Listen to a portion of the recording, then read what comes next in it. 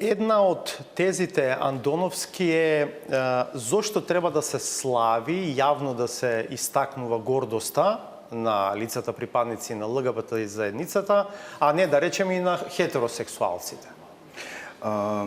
Прво, зошто треба да се протестира и да се бараат правата работнички, например на 1 мај, зошто треба да се направи протест? Затоа што без видливост нема да, ако си видлив, ти постоиш. Ако постоиш, имаш права. Ако не си видлив, не постоиш. Ако не постоиш, немаш права. Тоа е првата работа. Втората работа е за токму ваквите реакции и целиот хейт кој беше деновиве после објавата за парадата укажува на тоа колку е потребна парадата на гордоста.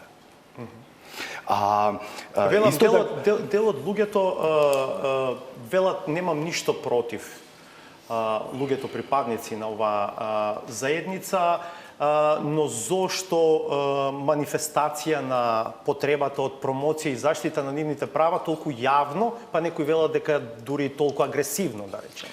Значи, тоа е јавен протест и одбележување на еден ден во годината за една заедница која историски доживеала прогон и стигма како ретко која друга заедница, која во Втората светска војна заедно со евреите беше во Холокаустот, каде што луѓето беа обележувани со отпревртени розови триаголници. Токму тие историски лекции нас ни кажуваат дека никогаш не треба да престанеме да зборуваме за нашите права и да ги бараме нашите права. А исто така, ако сега излеземе јас и вие на улица, ние ќе видиме, јас верувам дека на секој 20 метри барем по еден пар хетеросексуален кој се држи за рака, се гушка, си шетка, си шепоти, некаква љубов доживува, некакви сентиментални интимни моменти.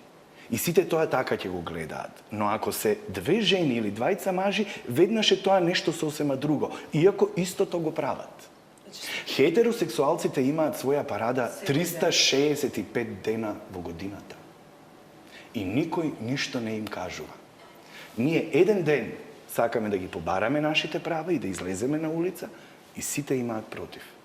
Тоа укажува колку ние сме во право и колку мора да ја направиме оваа парада.